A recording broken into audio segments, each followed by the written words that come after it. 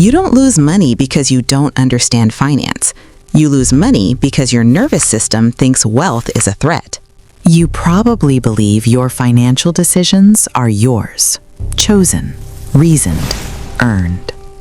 But most of what you call choice is a quiet negotiation between an ancient survival machine and the story you need to remain yourself.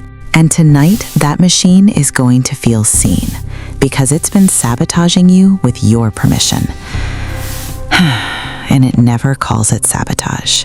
There's a hidden alarm in you that doesn't care about interest rates. It cares about winter, hunger, being caught without reserves. Your brain evolved inside environments where running out meant death, not inconvenience, not temporary drawdown, death. So it built a rule. Pay now is safer than paying later. That's why your hands hesitate when it's time to deploy cash. You call it being careful, but it's not caution, it's a threat response wearing a suit. You don't invest, you hoard optionality. You keep money liquid because liquid feels like escape. And then when the market dips, you don't see discounted assets, you see your food storage cracking. So you sell, not because it's rational, because your body wants the bleeding to stop. You tell yourself, I'm disciplined. But discipline doesn't feel like panic disguised as prudence. If your heart rate rises when you check your account, you're not managing money. Money is managing you. And that's the mild version, because scarcity doesn't just make you fearful, it makes you social. And that's where it turns predatory. Humans don't fear being wrong. They fear being wrong alone. Isolation used to mean you were separated from protection, from food, from mates, from warmth. Your brain still treats social belonging like oxygen, which means when everyone leans towards something, your nervous system interprets it as safe. Not true, safe. This is why bubbles feel comforting while they form. The crowd turns risk into a lullaby. You don't buy because you've analyzed anything. You buy because everyone else is already standing in the same place, and your brain reads the group like a shield. It's the most expensive sentence in finance. At least I'm not missing it. Here's the humiliation your ego won't say out loud. You're not chasing returns. You're chasing immunity from regret in public. Because losing money privately hurts. Losing money while everyone watches, that's an identity injury. So you buy what's popular, not to win, to avoid looking stupid. And then when the crowd turns, you turn too. Not because the facts changed, because your brain sensed a shift in the tribe. But the darkest part isn't the copying. It's what you do after you copy. You rewrite reality. Your brain is a story engine trapped inside a prediction machine. It cannot tolerate randomness for long.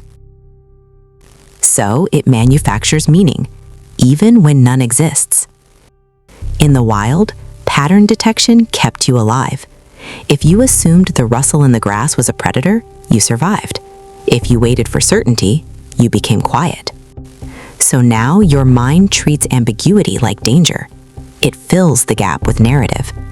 A win becomes proof you're skilled. A loss becomes proof the market is manipulated, or irrational, or out to get you. You don't just track your P&L. You curate a mythology where you remain competent. And the more intelligent you are, the more elegant the lies become. Smart minds don't escape bias. They weaponize it with better vocabulary. This is where your ego quietly takes over the steering wheel. Because admitting I got lucky feels like erasing your identity. And admitting I was wrong feels like losing status, even if nobody else knows. So you double down. You average down. You hold until it comes back. Not because you're patient, because your ego refuses to sign the confession. And this is where people lose control. Because once your story becomes sacred, you stop managing risk. You start defending a character. And defending a character activates something older than logic: reward. There's a chemical in you that doesn't want money. It wants certainty. It wants the feeling of influence. the sensation that you can pull a lever and reality will respond. Intermittent rewards, random rewards, are the strongest kind. They train behavior the way storms carve coastlines. You don't need consistent wins to become addicted. You just need occasional proof that your action might work. So you check prices obsessively, not for information, for relief. You change strategies the way anxious people rearrange furniture at 3 a.m. If you keep moving, you can pretend you're controlling the outcome. You call it staying on top of things, but it's a ritual, a micro prayer. Repeat it until it feels like power. And the market does not reward prayer. It rewards tolerance for uncertainty, the one thing your brain treats as hostile. So here's the unsettling reframe. Your biggest financial enemy isn't the market's volatility. It's the part of you that uses money to regulate terror, to buy certainty, belonging, and a stable identity in a universe that offers none.